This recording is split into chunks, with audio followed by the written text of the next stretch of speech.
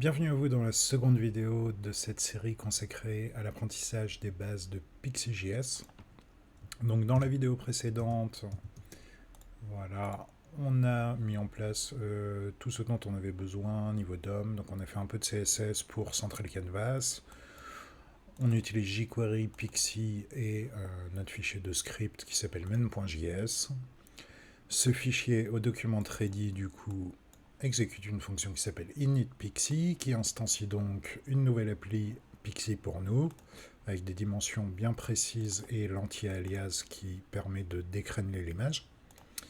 On ajoute ensuite le canvas de cette application Pixie, donc le canvas généré par Pixie dans notre body. Et on a terminé en créant une petite fonction qui nous permet de dessiner au sein d'un graphics, qui est donc un objet Pixie qui nous permet de dessiner un cercle blanc. Voilà, et donc le résultat de ça, c'est ceci. Donc c'est très chouette, mais comme on a pour ambition, de faire des jeux vidéo, il faut qu'on voit un petit peu comment on peut animer une appli Pixie. Donc c'est vachement bien fait, vous allez voir que ça va nous prendre 2 minutes et demie. Grosso modo, notre appli Pixie ici qu'on crée, donc on a vu qu'elle avait une propriété view qui correspond au canvas dans lequel est rendue l'application. On a vu qu'elle avait une propriété stage,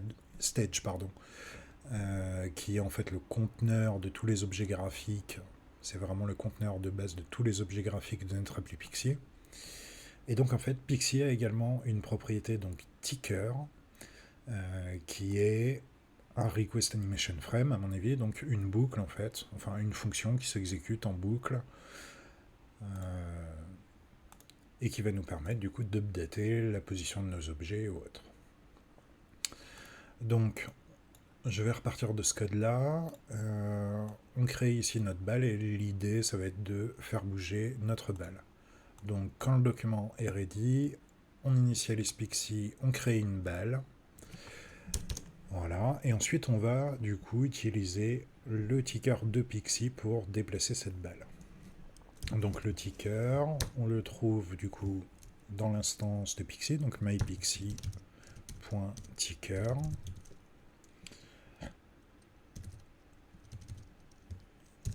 Et du coup, on va ajouter un listener à ce ticker, donc .add. Et le paramètre de cette méthode, ça va être la callback qu'on a envie d'exécuter à chaque fois que le ticker s'exécute, à chaque fois que le ticker s'update. Donc on va créer une fonction anonyme. Voilà. Alors il faut savoir que cette fonction anonyme, lorsqu'elle s'exécute, Pixie lui passe un objet qui s'appelle delta, qui est en fait la différence de temps entre l'exécution du tick actuel et l'exécution précédente. En fait, ça vous permet d'avoir le temps entre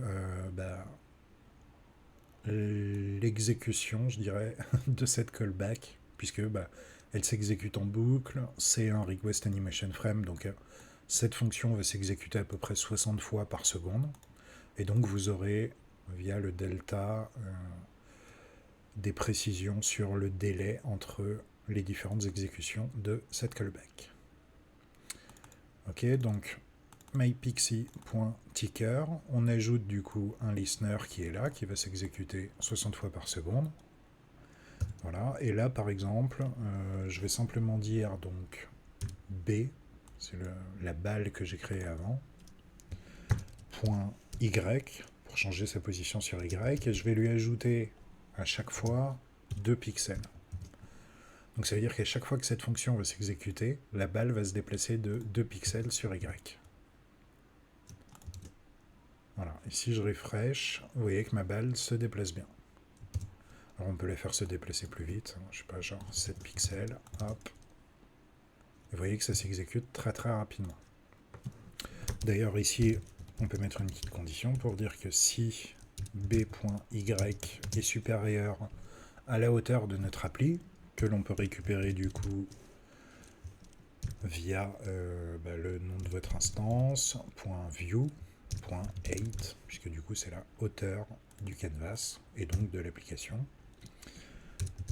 Voilà, donc si la position Y de ma balle est supérieure à la hauteur de mon appli, je vais dire que la position Y de ma balle est finalement égale à 0.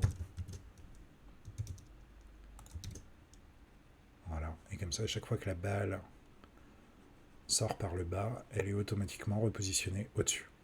Alors si on voulait faire un truc parfait, étant donné que la position de la balle c'est son centre, il faudrait en fait attendre que la balle soit complètement sortie et donc que la position du centre de cette balle soit égale, enfin soit supérieure ou égale à la hauteur du canevas plus la moitié, plus le rayon au final de la balle. Donc je modifie la condition, si b.y est supérieur à la hauteur de mon canvas plus le rayon de ma balle, donc qui est de 50, là seulement je le repositionne.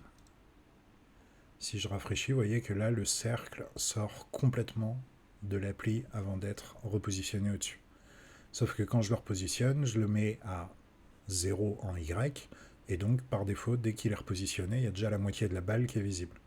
Il faudrait donc la repositionner à moins le rayon pour que la balle soit repositionnée ici et qu'on la voit bien re-rentrer. Voilà, donc je vais simplement dire que finalement, sa position en Y est égale à moins 50. Voilà. Donc là, on a quand même quelque chose d'un peu plus sympa. Ça cut moins au niveau des yeux. Voilà, donc l'idée de la vidéo, c'était juste de vous montrer ce petit ticker. Donc ce qu'il faut retenir, c'est que Pixie nous fournit un objet qui s'appelle ticker, sur lequel on peut venir accrocher une fonction qui va s'exécuter à chaque fois que le ticker est updaté, donc à peu près 60 fois par seconde. Cette fonction a un paramètre, bon là on s'en sert pas, en fait on s'en servira quand on fera des jeux, puisque ce delta pourra nous donner des indications sur le lag actuel, et on pourra comme ça corriger les positions en fonction du lag. Voilà, si vous utilisez Unity ou autre, ce paramètre c'est le delta time. Voilà. Ok, je vous donne rendez-vous dans la prochaine vidéo. On va mettre un petit peu tout ce qu'on a vu là en pratique. On va faire un petit moteur de particules, tout simplement. Donc à tout de suite.